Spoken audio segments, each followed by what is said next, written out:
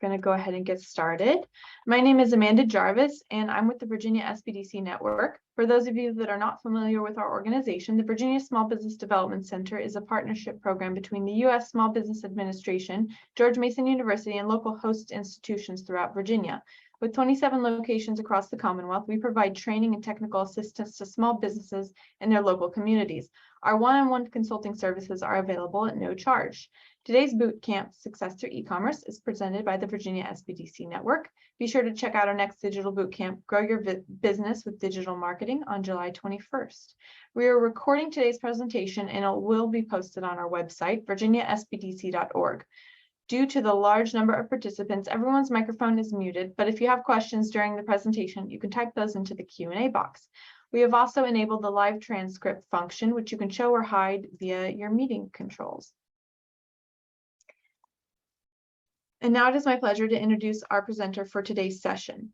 Cameron Nelson is the Chief Digital Advisor for Virginia SBDC and Central Virginia SBDC. Mr. Nelson has over 18 years of experience in technology and is a senior tech consultant in Silicon Valley, helping Fortune 500 companies improve their digital marketing and e-commerce. At the same time, he founded several tech companies, including a software as service website for tree preservation and a blockchain platform for nonprofits.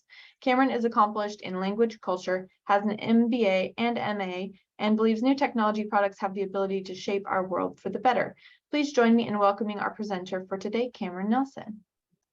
Thanks for the introduction, and hello, everybody. Welcome to Success Through E-commerce. We're going to be presenting for about 30 or 35 minutes, and I'll have about 15 or 20 minutes at the end to answer your questions. So if you think of any, please jot them down, and I'd be happy to answer them.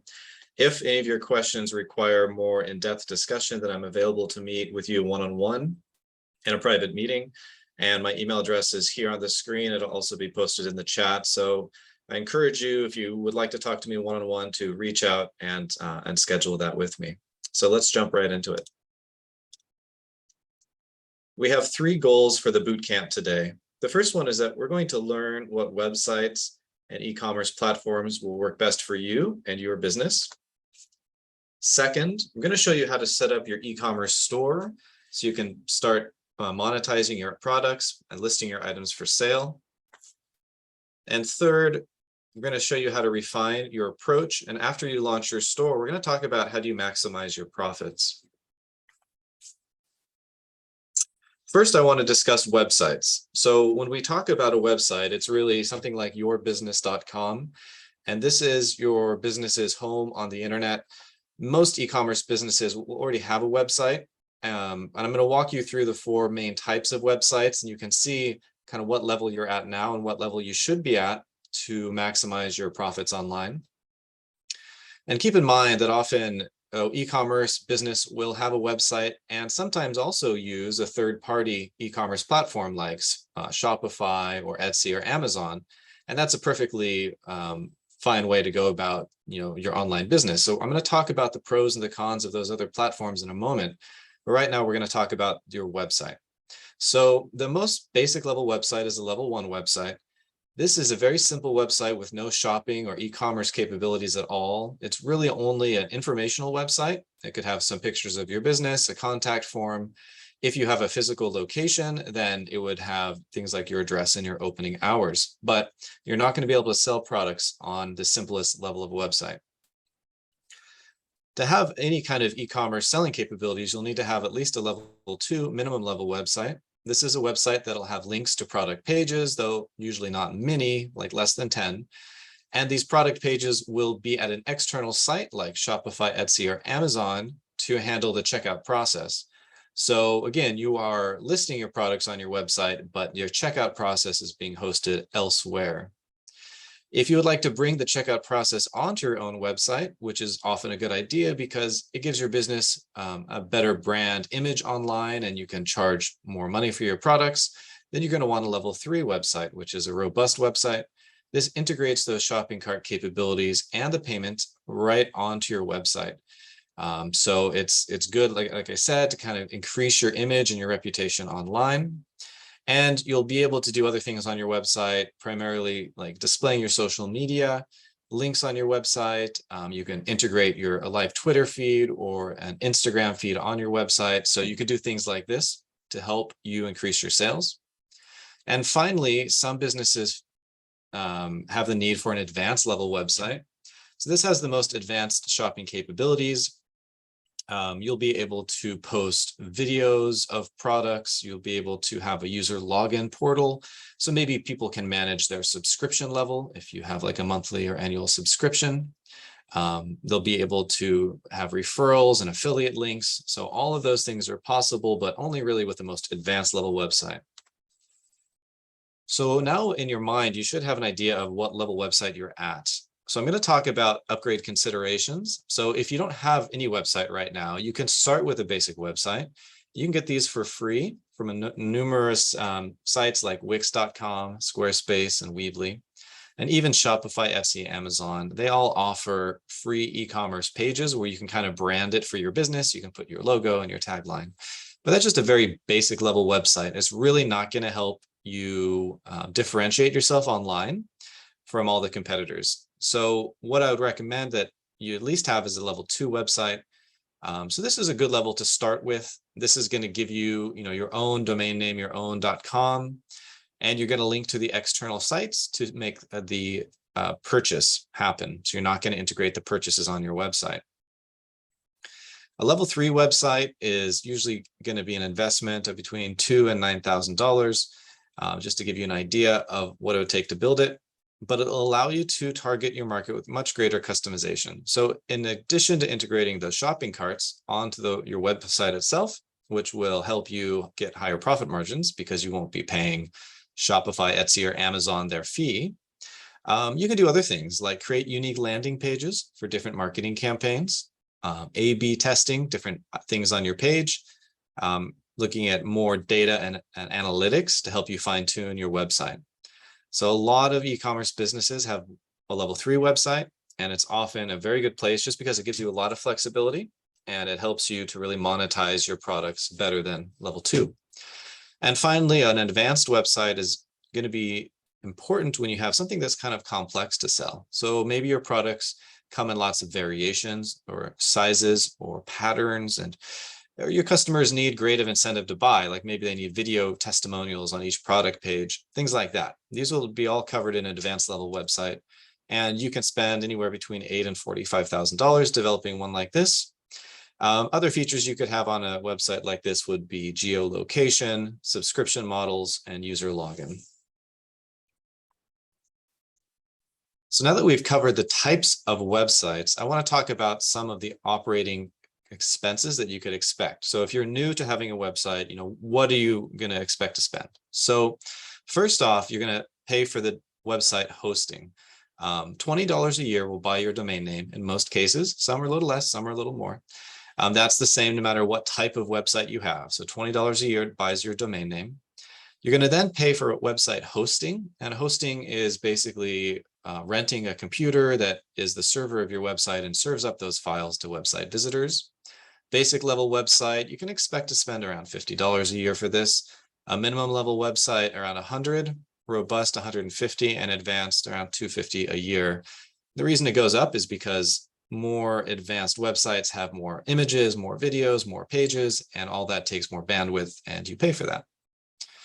The next item you'll want to consider is an email address at your domain name. So it's always better to have an email like @yourdomain.com. It could be info at, could be contact at. Those are the two most common.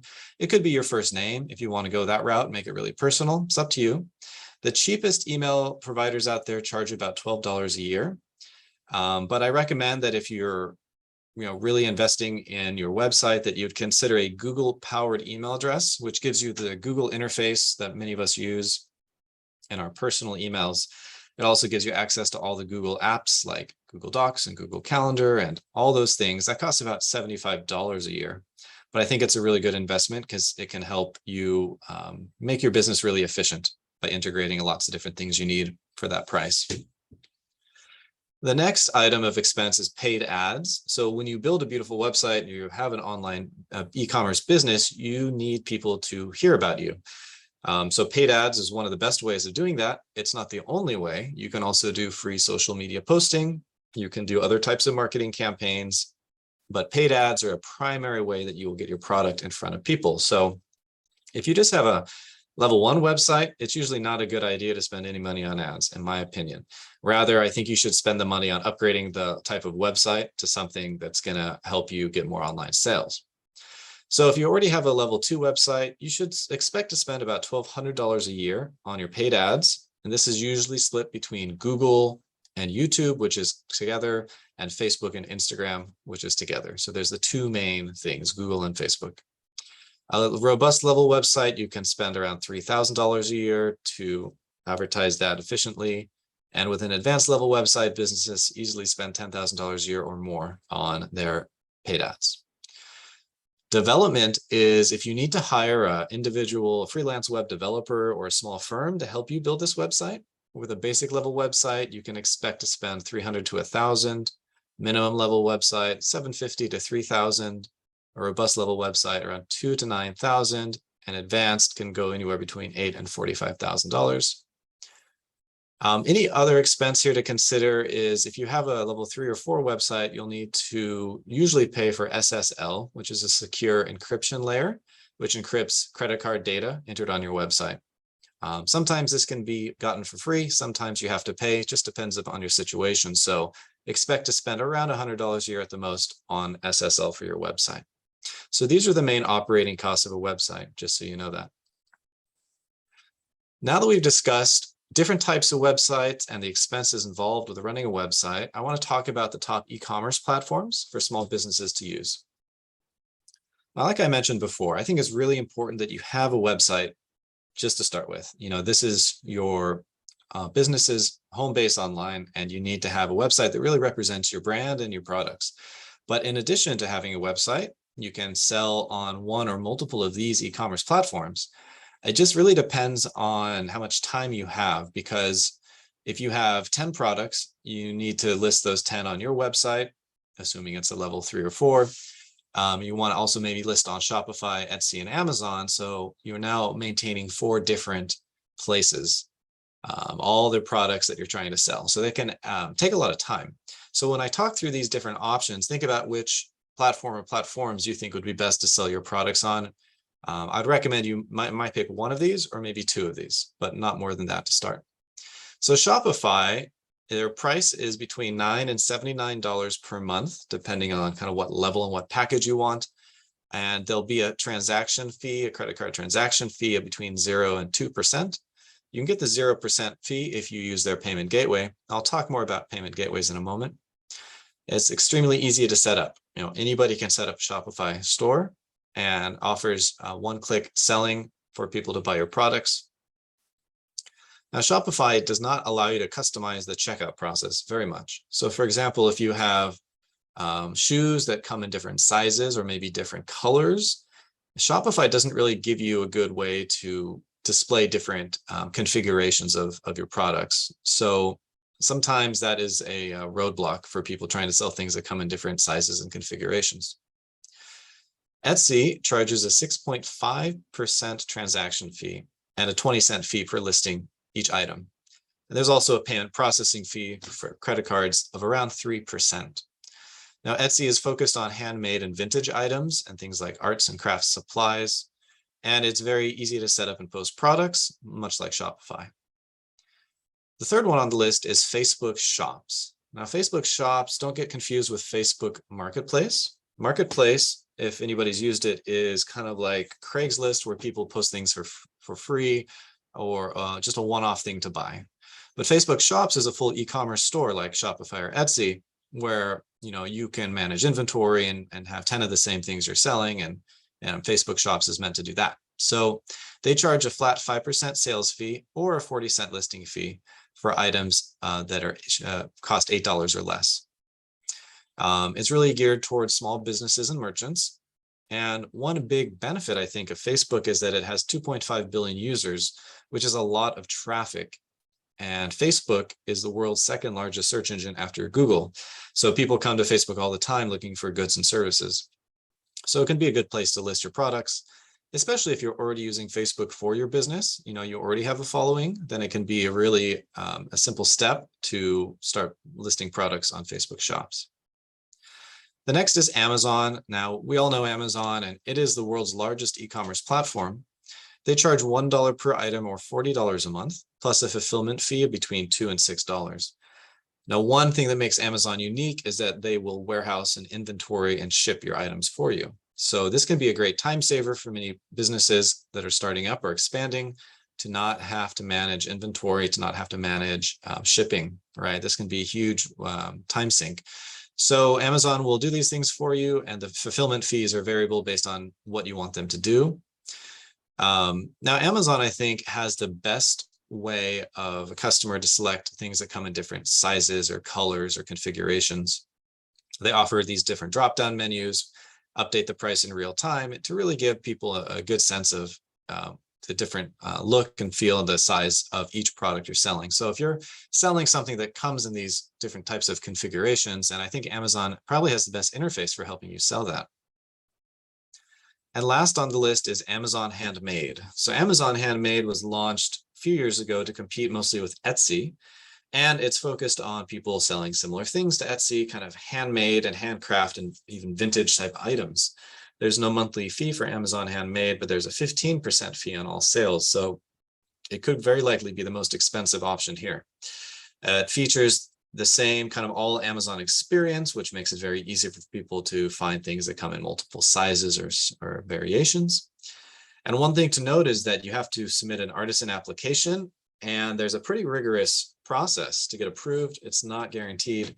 Normally there's a phone call, a video chat, and several forms to fill out. So the whole process can easily take a month or longer. So keep it in mind. But if you do pass the process, then Amazon Handmade can be a great kind of exclusive place to sell your products. Next, what we're going to do is look at these 5 in a little bit more detail by looking at their home pages to kind of give you a better sense of which site or sites you might want to sell your products on. So Shopify describes itself as the platform e-commerce is built on. And you can see some of the items that they're helping people to sell and that they're promoting down towards the bottom. It's things like clothing, makeups, plants and home decor. A lot of things are sold on Shopify. It's a very open-ended platform. And they also offer a free 14-day trial where you won't pay any fees on things you sell. So it's a pretty easy way to jump in and start using this platform. And it's easy to, like I said, for first timers to start using it. Now, one cool thing that Shopify has done that none of these others have is that they have gotten on board with the NFT wave. Now, many of you might not have heard of NFTs, and some of you maybe have. So NFTs are part of the blockchain, which is the same type of technology that Bitcoin runs on.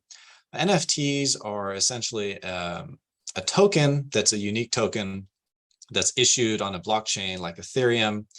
And these tokens represent anything digital. So if you're selling art, digital art or stickers, maybe you're selling music videos or even tweets, all these things have been sold as NFTs. So there's a whole great world of NFTs out there to explore. If you're interested in finding out how Shopify can help you sell your NFTs, then here's the link to the part of their website that describes it. I think it's pretty cool. It's worthwhile exploring a little bit if you're selling something digital like this, because this is a building trend where people are monetizing their digital products more and more through NFTs. Next is Etsy. Etsy is really the stop for people selling handcraft items or art supplies. And some of the items we see here that are being sold are like handmade baskets and jewelry, leatherwork, woodwork. And if you're selling these types of products, Etsy can be a great platform because people come to Etsy looking for these specifically. And there's, somewhat of a higher quality of products found here than say on Amazon. So Etsy can be a good option if you're selling in one of these categories. The next is Facebook Shops. Now, Facebook Shops is built on Facebook platform. So again, if you're using Facebook, I think it can be a smart move to explore Facebook Shops to sell on.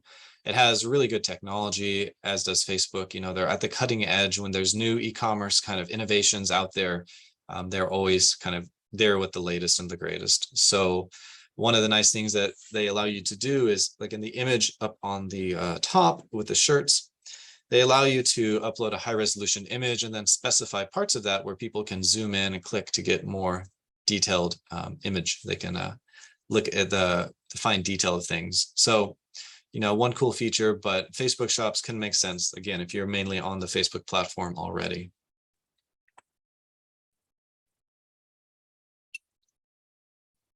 The next is Amazon. And we all know Amazon. It's the world's largest e-commerce platform for a reason. They've really got it dialed in of, how to help people find what they're looking for and to buy easily. You can sell on Amazon quite easily. I think one thing to be aware of here is that Amazon, being the world's largest e-commerce, is the most challenging as far as frauds and counterfeiting goes. If products end up selling well on Amazon, it's happened time and time again where a company will just make a copy of it and sell it either under your name or under their own name. So they're counterfeiting it and it's fraud, but it's very, very hard to get Amazon to take action. So essentially Amazon won't do anything about it. So it's just something to be aware of. I have talked to small businesses in Virginia who have run into this problem. There was one that was making handmade pasta in Central Virginia. They were selling about $100,000 per month through Amazon, until some other company ripped off everything about their pasta down to the logo and the packaging practically, and was selling it and taking a lot of their sales away from them. And they went to Amazon and Amazon wouldn't do a thing. So yeah, it happens, and it happens to real people around us. And it's not going to be an issue if you're selling at a small volume, but if you get bigger, just keep in mind it can be a challenge on Amazon. But other than that, they have a great interface for helping you sell things that come in multiple sizes and variations, probably the best. So that's a big plus. And the last is Amazon Handmade. They help people, merchants who are selling handmade things. It's things like, soaps or candles or leather goods or textiles. And if you're selling one of these types of things and you want to sell on Amazon, then you should probably apply to Amazon Handmade, go through the process. And if you get in, then you'll be in the small group of sellers here. Relatively small group. So it's kind of more of a niche market. So now that we've talked about the main e-commerce platforms out there, hopefully you have an idea of which platform or platforms would be the best for your business. Next, I want to talk about how to set up your e-commerce store. We'll talk about how to find a product to sell, how to customize your e-commerce template, and how to add your products. The first thing is, how do you find a product to sell? And maybe you already know what products you want to sell. Maybe you're wondering, should I start by selling all the products I have or just a portion of them? I think it's better to start with not too many products. Like if you're new to this, maybe just 10 or less.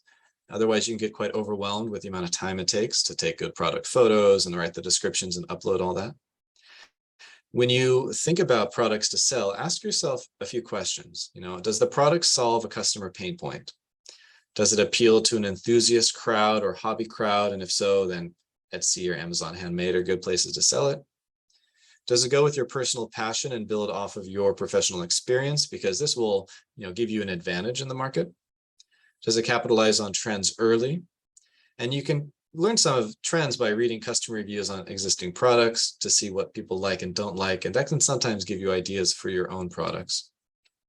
Litmus test before you launch just means not to go all in uploading 50 products only to find out that only 2 or 3 actually sell. So it's better to have a limited amount of products and kind of test the waters a bit before you spend a lot of time in one area. You can browse what's trending on online marketplaces. Like Amazon will tell you the number 1 selling item in each category every day.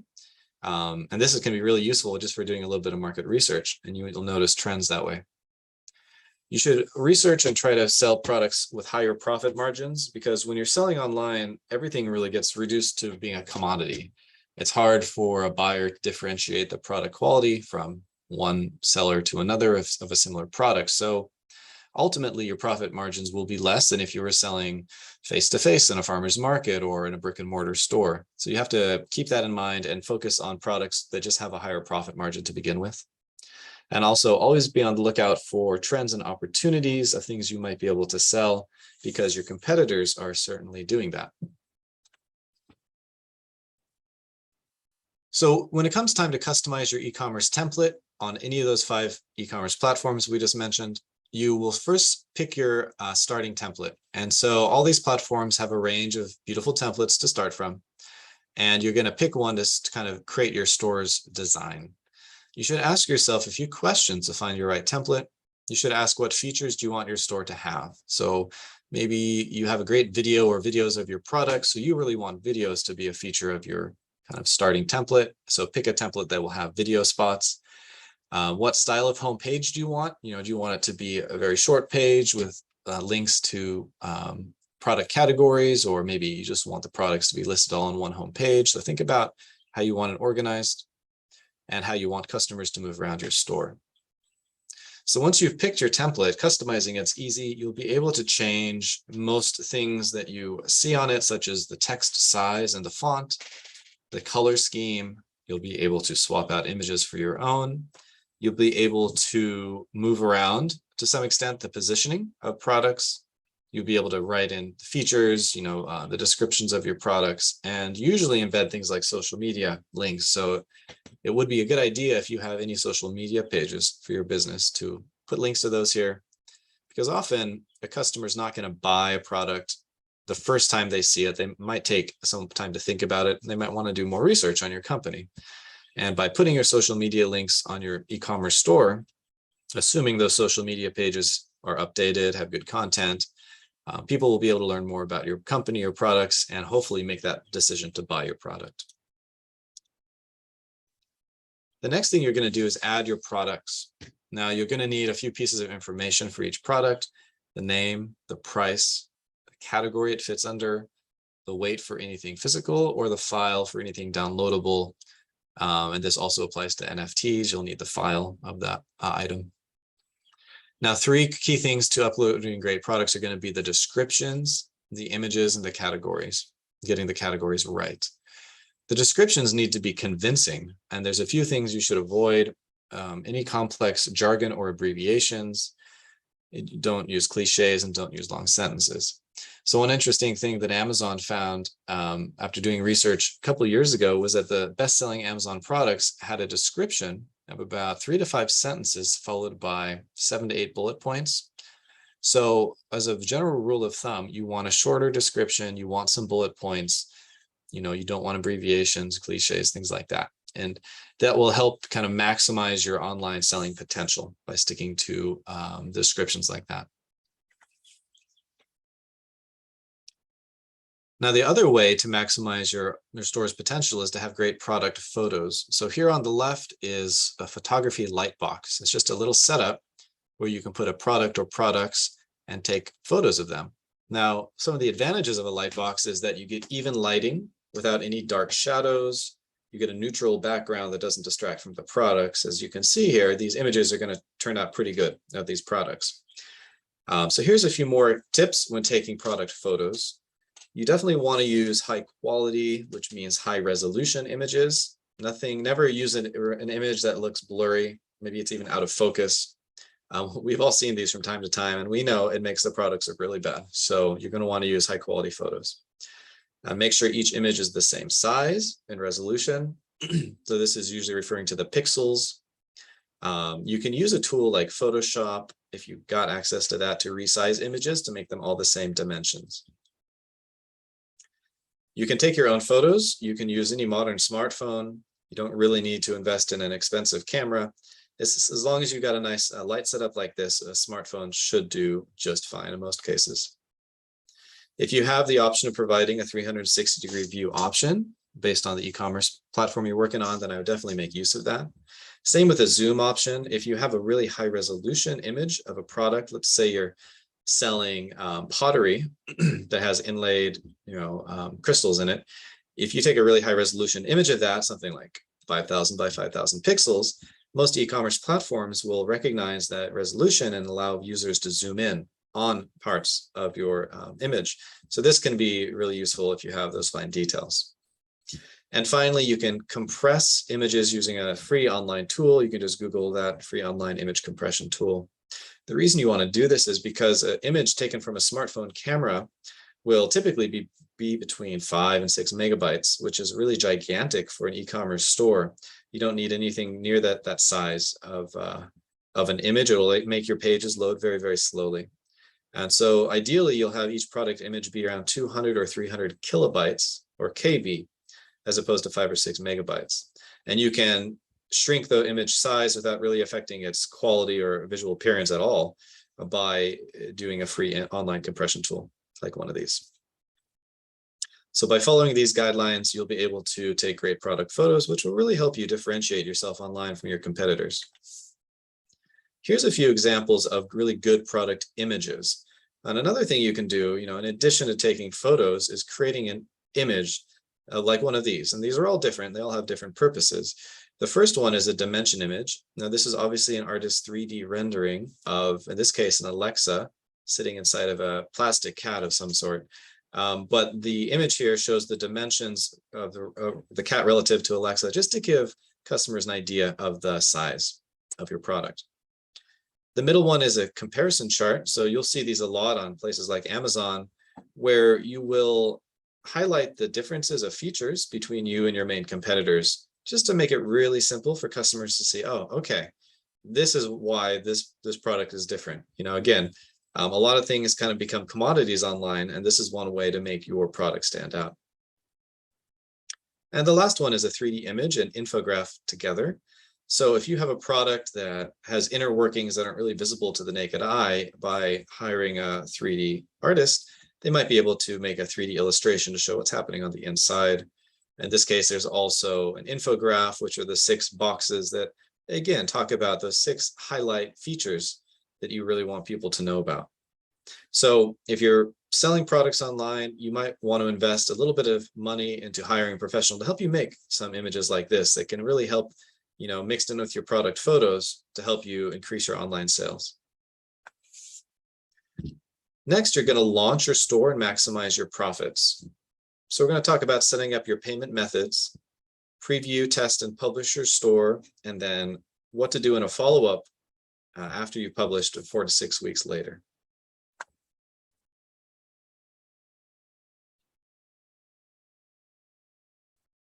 So one very important thing in the journey of selling online is setting up your payment method, your payment gateway. This is how the credit cards of your buyers end up depositing money in your bank account. So it's good to know your options here. And depending on your unique setup, any one of these 3 can be the most cost-effective way for you to go. Now, typically the fees vary between 1% plus 10 cents per transaction to 3% and 30 cents per transaction. These are the fees for the credit card processing. The 3 most popular ways to accept payments are going to be a merchant account and payment gateway. In this scenario, you partner with a bank, and the bank will accept the credit card payments on your website and channel the money to your business bank account with them.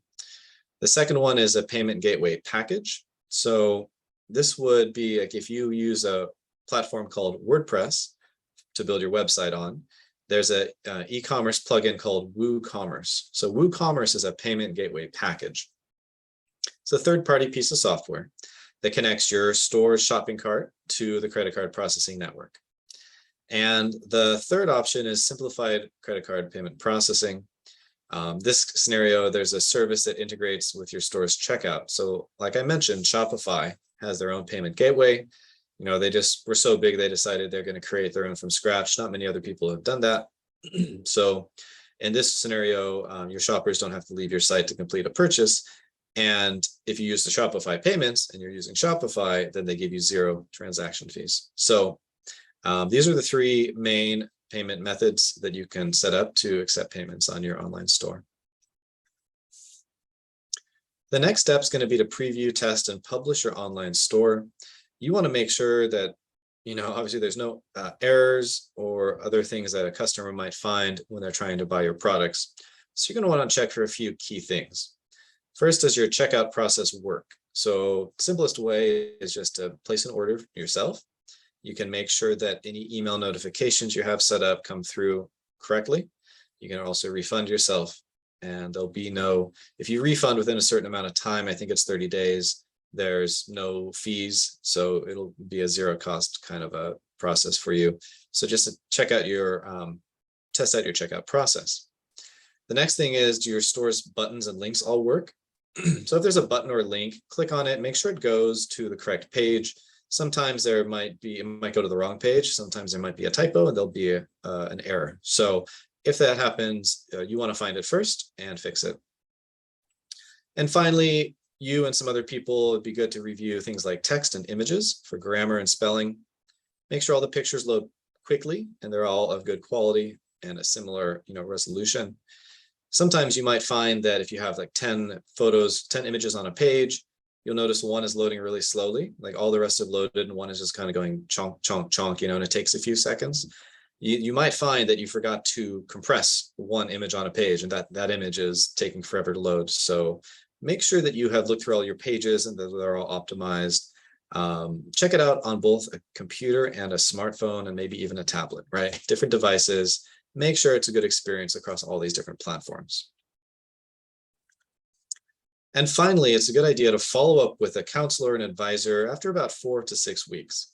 This can be a good time to talk with somebody at the SBDC like myself or another business counselor.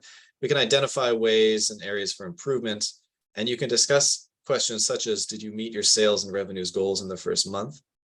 What feedback did you receive from customers, maybe even through emails, phone calls, social media, chats, whatever it is? What products sold the best and the worst?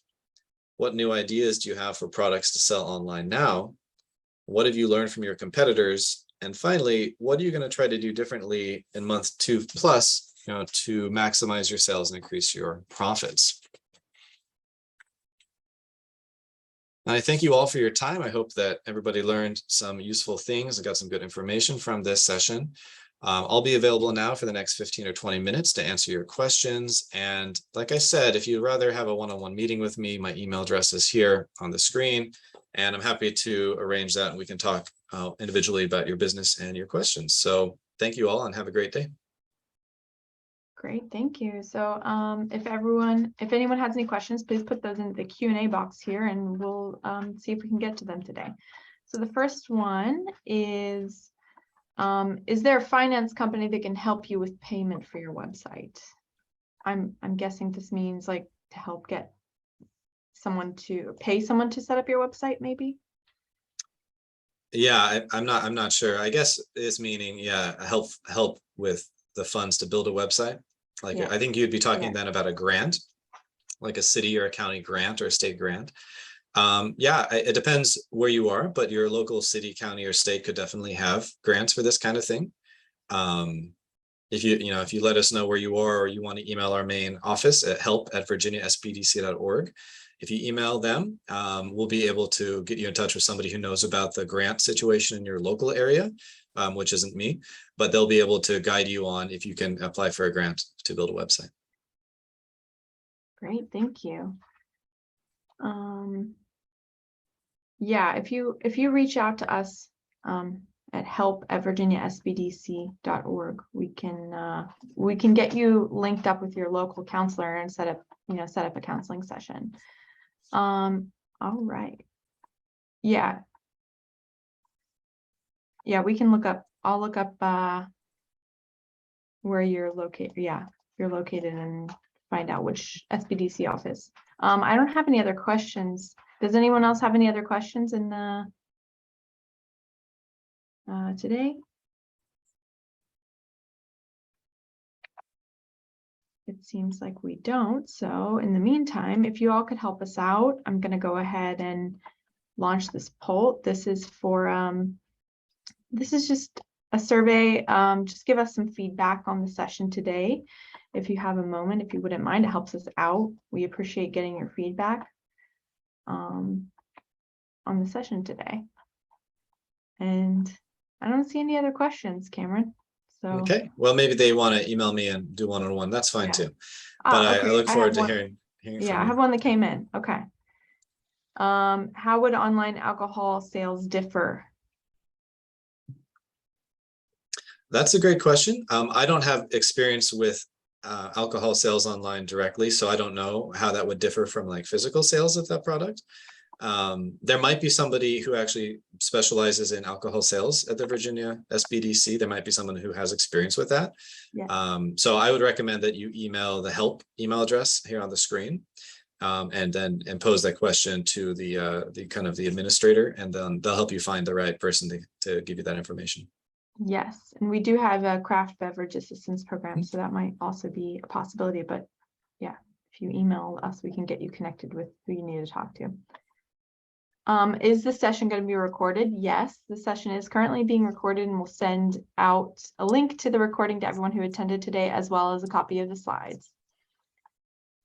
Let's see here. I recently saw that you all have a startup program. Does this mean actually helping us with business development, meaning help us outline our entire business plan?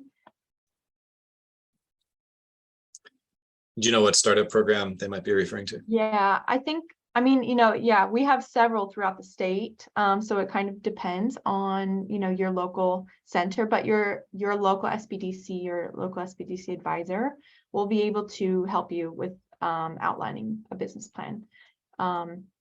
They can help you get started with that. We won't do it for you, but we will. So you have to schedule a one-on-one meeting with your advisor. So you can also email us at help@virginiaSBDC.org, and we can get you connected with your local center.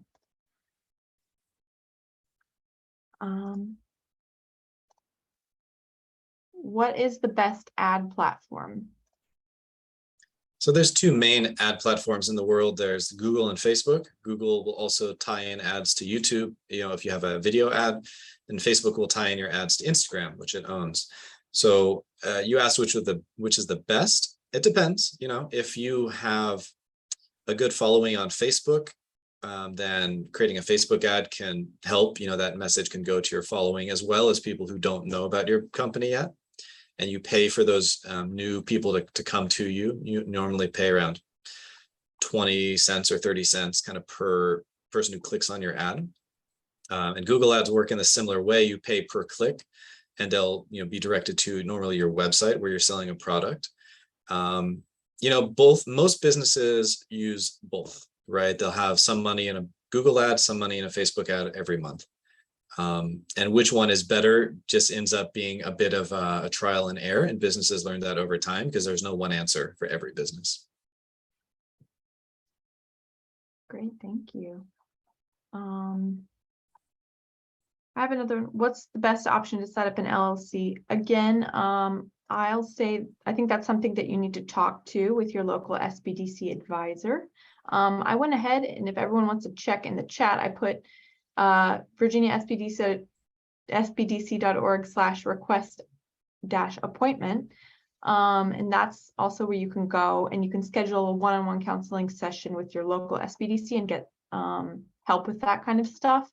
And there, our one-on-one counseling advising is free. So definitely take advantage of that. If you haven't talked to an advisor yet, please go check that out and sign up, because they can help you answer those kind of questions. Any comments on stocking fees at Amazon? If we forecast and send them the supplies, but it sits there for more than a month or two, costs add up. On the other hand, if we ship ourselves, it's slower and customers may like to buy direct from Amazon. How do we balance that? That's a great question. Amazon changes their stocking fee policy from time to time. So I'm not sure what it is currently, but like you said, if you have products sitting on their shelves month after month, they're going to end up charging you money to warehouse that for you. So it's not a good idea unless those products have a pretty good turnaround time. If your products have a really slow turnaround time, then keeping them in your local warehouse or your home or wherever your business is could make more sense, because you're not really paying for that space in the same way. So, I mean, how you would balance that, I think, comes down a lot to how fast your turnaround time is, how bulky your items are, how much space they take up. Yeah, I mean, there's probably a lot of detail, more detail to kind of go into on that question. But if you'd like to email me, we can set up a one-on-one meeting to talk more about that.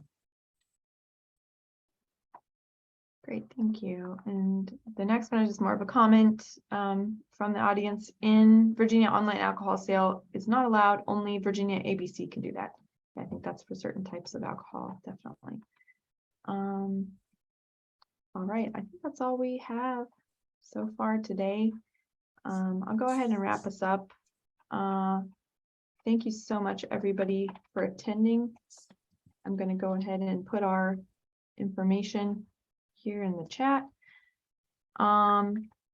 As I mentioned already, you all will receive an email with a link to the recording and to the slides. If you'd like to sign up for upcoming webinars or access recorded webinars, please visit virginiaspdc.org/training. Today's bootcamp Success Through E-commerce is presented by the Virginia SBDC Network. Be sure to check out our next digital bootcamp, Grow Your Business with Digital Marketing, on July 21st.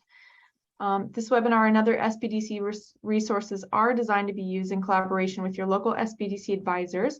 You can sign up for a free and confidential session by emailing help@virginiaspdc.org or via our website, and I posted that link in the chat as well. Thank you all so much for attending today, and we hope to see you at our next session. Thanks, everybody. Have a good day. Bye-bye.